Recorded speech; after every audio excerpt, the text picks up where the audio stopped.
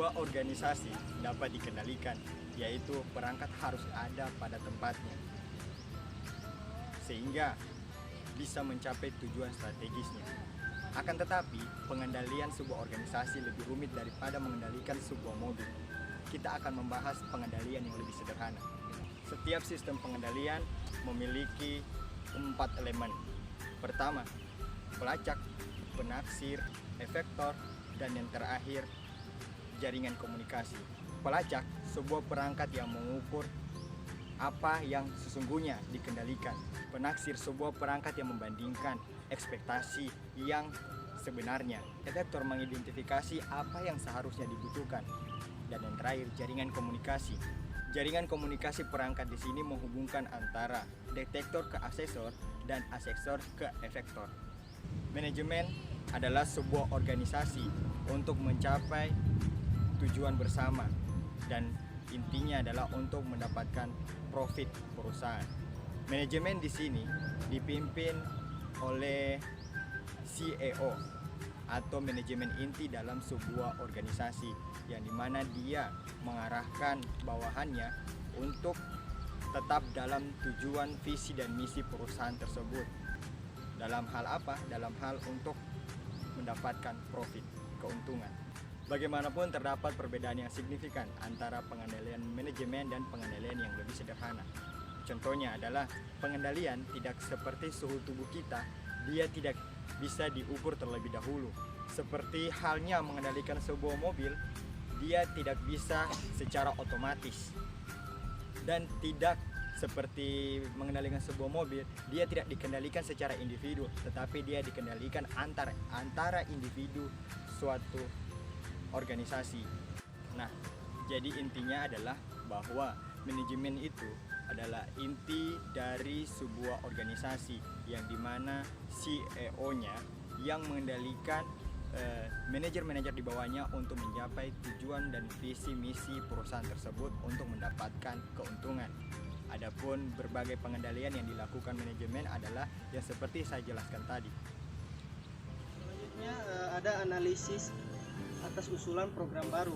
Bagian penelitian dan pengembangan suatu perusahaan diharapkan bisa menghasilkan produk baru untuk program atau cara pemrosesan yang baru. Usulan yang bersifat proaktif muncul karena adanya pesaing dan ancaman terhadap sebuah jenis produk yang sama atau sejenis untuk terhadap pesaing. Selanjutnya, usulan program yang bersifat proaktif muncul karena adanya inisiatif untuk menghasilkan produk baru menggunakan kesempatan. Saya akan menjelaskan tentang fungsi-fungsi manajemen. Jadi menurut Henry Fayol dan J.R. Terry, fungsi manajemen ini memiliki 4 fungsi. Nah, yang pertama itu ada perencanaan atau planning. Jadi planning ini adalah bagaimana perusahaan menyusun strategi yang diinginkan. Kemudian dari menyusun strategi ini, perusahaan juga menetapkan cara-cara apa yang harus dilakukan oleh perusahaan dalam mencapai tujuan yang mereka inginkan. Kedua adalah organizing atau fungsi pengorganisasian. Jadi fungsi pengorganisasian ini adalah sumber daya manusia atau sumber daya fisik yang dimiliki perusahaan agar rencana-rencana yang sudah dilakukan di awal strategi tadi dapat tercapai sesuai dengan yang diinginkan oleh perusahaan. Jadi pengorganisasian ini adalah bisa memudahkan manajer dalam menentukan dan mengawasi orang-orang yang sudah dibagikan tugasnya oleh perusahaan dalam bidangnya masing-masing.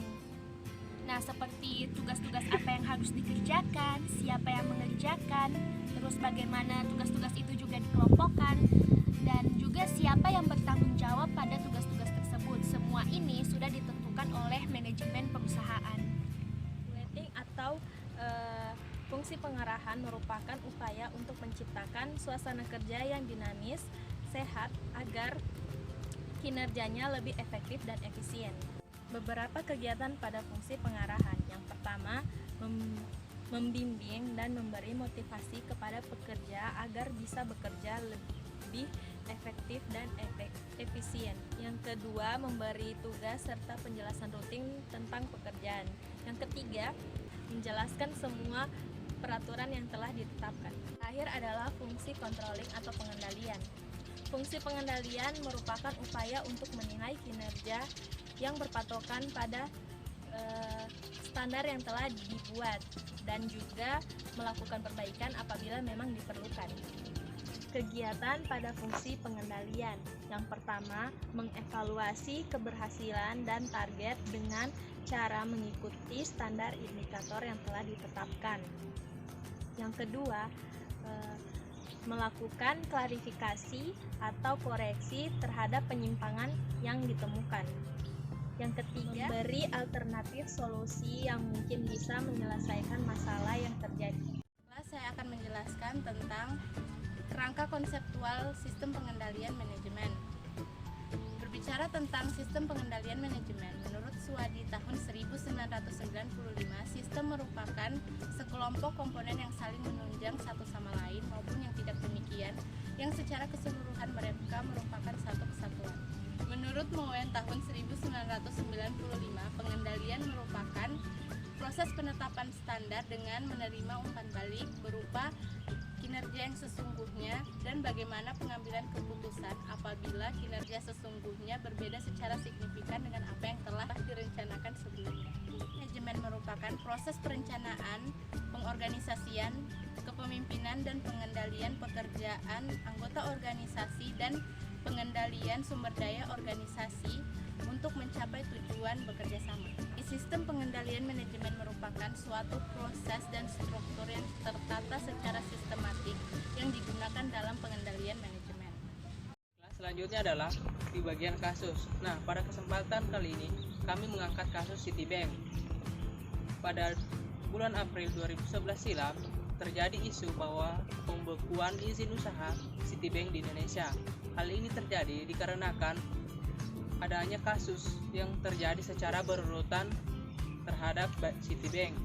Nah, kasus yang pertama adalah kematian salah satu nasabahnya, dan kasus yang kedua adalah pembobolan dana nasabah yang dilakukan oleh salah satu karyawati Citibank.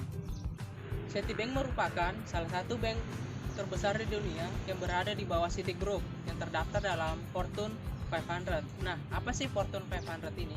Fortune 500 adalah merupakan majalah terkenal yang mengurutkan perusahaan-perusahaan yang memiliki tingkat pendapatan bruto paling besar di seluruh dunia.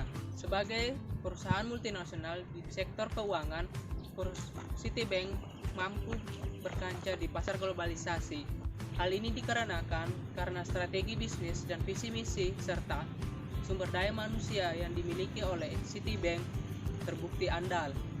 Namun pada kenyataannya, sumber daya yang manusia yang diharapkan mampu memberikan citra baik terhadap nasabah atau konsumen Citibank malah memberikan dampak negatif terhadap Citibank dengan melakukan berbagai penyimpangan kepada nasabahnya.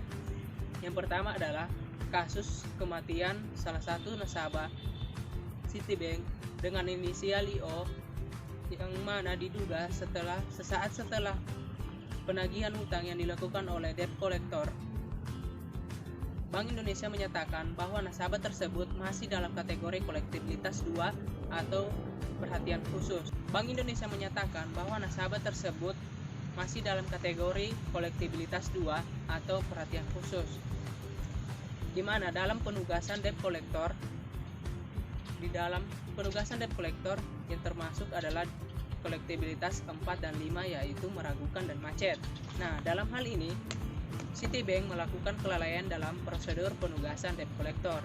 Yang kedua adalah pembobolan dana nasabah yang dilakukan oleh salah satu manajer Citibank yang berinisial MD, yang menyebabkan runtuhnya kepercayaan masyarakat terhadap Citibank yang dianggap memiliki kinerja dan pengendalian yang sangat tinggi. Dari kasus tersebut terdapat 2 poin utama yang terjadi di kasus Citibank. Yang pertama adalah sistem SOP yang tidak efektif, dan yang kedua adalah pengendalian manajemen yang tidak efektif. Nah, seharusnya manajer-manajer tingkat atas melakukan supervisi terhadap manajer-manajer tingkat bawah agar kinerja bisa diawasi dan tidak adanya penyimpangan yang terjadi. Nah, selain itu, yang menjadi sumber utama sebenarnya adalah sistem pengendalian manajemen dari Citibank sendiri yang kurang efektif.